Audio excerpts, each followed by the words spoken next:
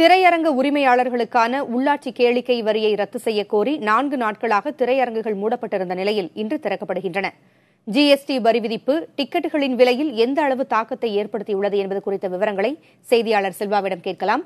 செல்வா, 4 நாட்களுக்கு பிறகு இன்று திரையரங்குகள் திறக்கப்படுகின்றன. சினிமா டிக்கெட்டுகளின் விலை எவ்வளவு உயர்ந்திருக்கிறது? கேளிக்கை வரியை ரத்து செய்ய வேண்டும் என்ற கோரிக்கையை வலியுறுத்தி திங்கட்கிழமை முதல் தமிழகத்தில் உள்ள அனைத்து திரையரங்குகளும் வேலைநிறுத்தத்தில் ஈடுபட்டன. அதனை அடுத்து தமிழக அரசுடன் தொடர்ந்து பேச்சுவார்த்தை நடந்து கொண்டிருந்த நிலையில் கடந்த 4 நாட்களாக தமிழகத்தில் உள்ள அனைத்து திரையரங்குகளும் மூடப்பட்டுள்ளன. நேற்று அரசுடன் ஏற்பட்ட உடன்பாட்டால் இன்று தமிழகத்தில் உள்ள அனைத்து திரையரங்குகளும் தொடங்கப்பட்டுள்ளன. இன்று திரையரங்குகளில் ஏற்கனவே இருந்த விலையோடு ஜிஎஸ்டி வரி, அதாவது 100க்கு குறைவாக இருப்பின் 18% வரியும், 101 ரூபாயில் இருந்து உள்ள திரையரங்க கட்டணத்திற்கு 28% ஜிஎஸ்டி வரியும் அறிவிக்கப்பட்டிருக்கிறது. அதன்படி இன்று 100 ரூபாய் டிக்கெட் 118 ரூபாய்க்கும், 100க்கும் குறைவாக 85 இருப்பேன் அது 100 ரூபாயாகவும், 70 ரூபாய் டிக்கெட் 82 ரூபாய், 50 ரூபாய் டிக்கெட் 59 ரூபாய் என்கிற ரீதியில் விற்கப்பட்டு கொண்டிருக்கிறது. மல்டிப்ளெக்ஸ் திரையரங்குகளில் 100 ரூபாய் டிக்கெட் கட்டணம் இதுவரை வசூலிக்கப்பட்டு கொண்டிருந்தது. அது இன்று முதல் 153 ரூபாய் 60 பைசாவிற்கும், ஐமேக்ஸ் போன்ற திரையரங்குகள் சுமார் 400 என்கிற ரீதியிலும் விற்பனையானது செய்யப்பட்டு கொண்டிருக்கிறது. குறிப்பாக டிக்கெட் விலையானது 100 ரூபாய் 60 பைசா, 82 ரூபாய் 30 பைசா என்கிற ரீதியில் விற்கப்பட்டு கொண்டிருப்பதால் சரியான சில்லறையை கொடுத்து டிக்கெட்டை பெற முடியாத சூழலும் இங்கு ரசிகர்கள் மத்தியில் நிலவுகிறது. அது குறித்த இந்த டிக்கெட்டை தற்போது வாங்கியிருக்கும் ரசிகர் ஒருவரிடம் கேட்கலாம். ஆனால் இப்போது ஜிஎஸ்டி வரி மூலமாக டிக்கெட் விலை உயர்ந்திருக்கு, அது உங்களுக்கு எந்த அளவுக்கு பிரச்சனை? அது வேற எல்லாத்துக்குமே ஏற்றின்னு தான் இருக்கிறாங்க. ஆனால் இதுவும் ஏற்றி விட்டாங்க. இப்போ 50 ரூபா முடிச்சுட்டு போகலான்னு வந்தோம், இப்போ 60 ரூபா ஆகிட்டாங்க. அந்த மிச்சம் 1 ரூபா கூட தர மாட்டாங்க. ஆனால் அவங்க மட்டும் 1 ரூபானா விட மாட்டாங்க, கரெக்டாக கேட்டு வாங்கிடுவாங்க. ஆனால் நம்மகிட்ட மட்டும் 59 ரூபா விட்டு சில்லறையே தரல. ஆனால் சில்லறை ஒரு பிரச்சனை பக்கம் விலையும் ஏற்றிட்டாங்க. எதுக்கு ஏற்றாலும் விலை ஏற்றின்னு தான் போகிறாண்டி, கம்மியாக தெரியல. ஜிஎஸ்டி பழைய வரி, ஜிஎன்றது கவர்மெண்ட்டு சேல் டேக்ஸ் வரி. இது அதை புதுசாக போட்டு இன்னும் ஃபுல்லாக ஏற்றி விட்டாங்க. இது அநியாய வரி தான். இது ஏற்ற தேவையில்லாத வேஸ்ட்டு வரியை போட்டு எல்லாத்துக்குமே தாக்குறாங்க. ஆனால் இதுலேயும் போட்டாங்க.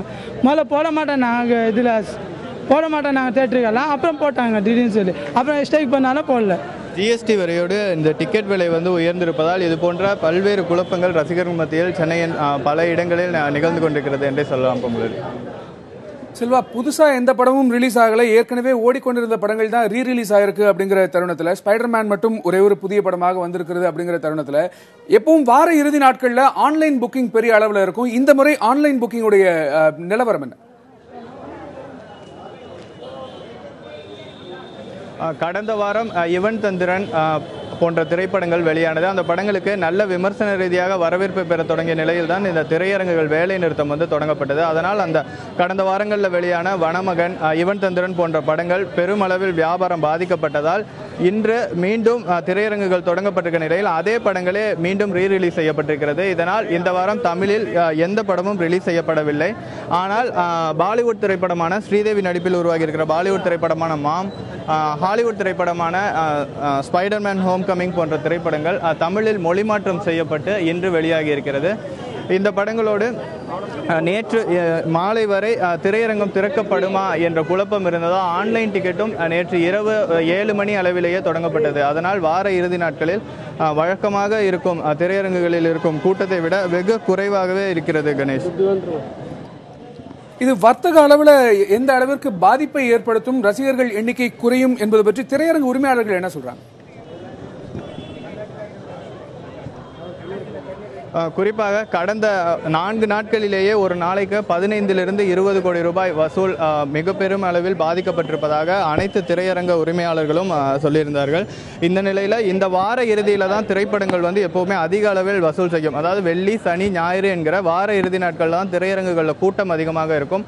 அந்த நாட்களில் தான் ஒவ்வொரு படமுமே அதிகபட்ச வசூலை செய்யும். ஆனால் இந்த வார இறுதியில் கடந்த வாரம் வெளியான படங்களையே மீண்டும் ரிலீஸ் செய்திருப்பதால் இந்த 4 நாட்கள் இழந்த வருவாயை இந்த 3 நாட்களில் மீண்டும் கிடைத்துவிடும் என நம்பிக்கை தெரிவித்திருக்கிறார்கள்.